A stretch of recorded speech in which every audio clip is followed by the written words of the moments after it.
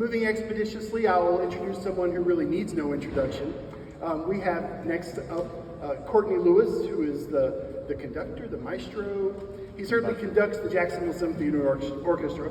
He was kind enough to join us last year, and he's come back again. So you're our repeat, Courtney.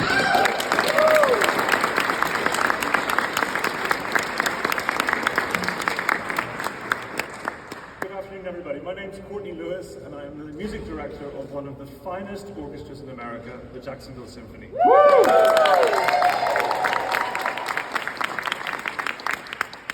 Last year I spoke about my pride in Jacksonville as a progressive city.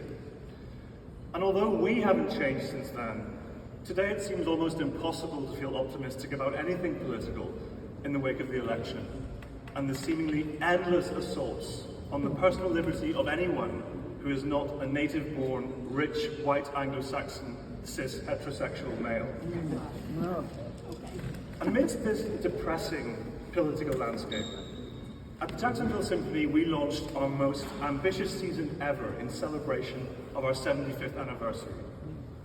Without stretching musical metaphors too far, we pulled out all the stops and presented a series of concerts, each of which would have been the highlight of any other season. Mahler's Second Symphony, Mozart's Requiem, Strauss's massive tone poem A Hero's Life, and Beethoven's Emperor Concerto sat beside 4 world premieres from living composers, not one of whom was an Anglo-Saxon, white, cis, heterosexual male. We ended a few weeks ago with an enormous concert celebrating American music. Too close, okay. Culminating in Aaron Copeland's Third Symphony. And we were so happy that our mayor was there at the season's first and last concerts. Written in 1945, Copeland's Third Symphony is a post-war victory ode to the best American values. It's a piece that sounds like America at its finest, as enormous and optimistic as the architecture of Chicago, as noble as Yosemite's Half Dome, generous, wholesome, international, powerful but benevolent, welcoming. It's often referred to as the greatest American symphony, and yet it was written by a diffident, gay, second-generation Jewish immigrant from Brooklyn, who had recently been dragged in front of the McCarthy Senate hearings because of his socialist beliefs. The finale of Copeland 3 reuses one of his most famous compositions that I'm sure you would all recognize. It was already well known at the symphony's premiere, the fanfare for the common man. By using it as the basis of the symphony's triumphant end, Copeland proclaimed one of his central beliefs, that the greatness of America lies in its inclusion of everyone, and that diversity is its greatest strength. But towards the end of the symphony, something very unsettling happens. The piece grows more and more boisterous, full of hubris, kind of drunk on its own success and prowess. The fanfare of the common man is trampled down amidst a barrage of aggressive, noisy confidence and chauvinism. The music crashes to a garish halt, and everything stops dead in its tracks. I didn't understand what was happening in this passage until performing the piece for the first time a few weeks ago. In fact, in rehearsal, I had to admit to the orchestra that I really hate this part. It felt cheap and hokey, and it didn't seem to make any sense amidst the surrounding optimism. But once I'd lived through it in concert, I suddenly realized that Copeland was making a prescient point.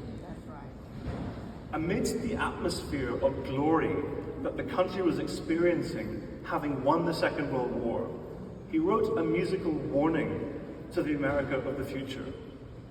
If you get too pleased with yourself, if you cut yourself off from others and forget that your founding values are about ordinary people, you'll lose your way and disaster will strike.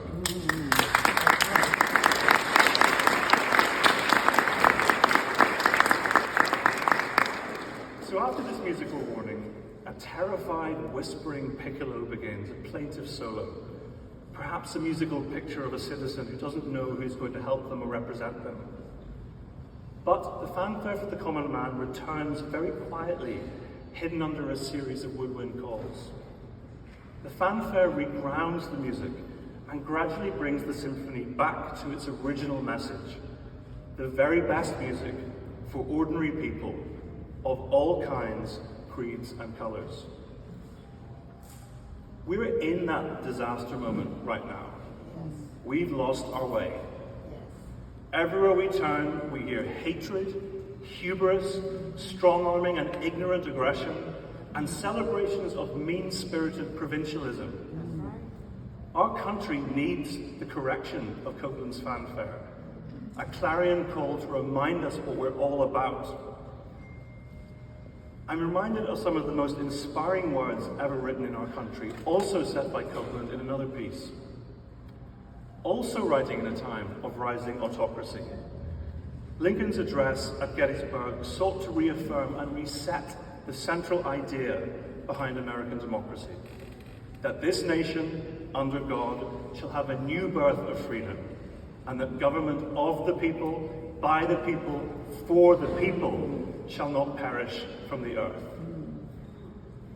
So what's all this got to do with pride, I hear you ask?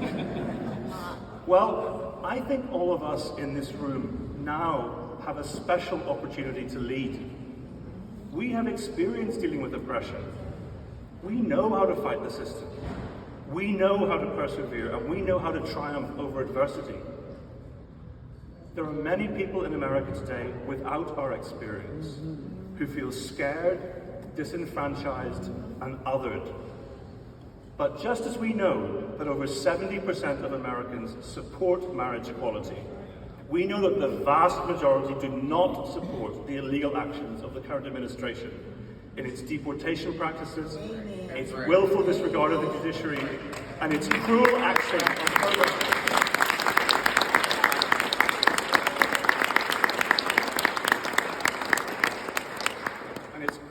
Of programs that help the neediest in our society.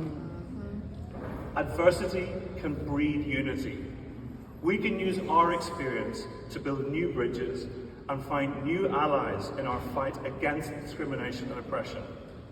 We can lead. We're a progressive city, after all. I have pride in Jacksonville, and I was proud of our city, and especially our mayor this week, when she vetoed Ordinance 025.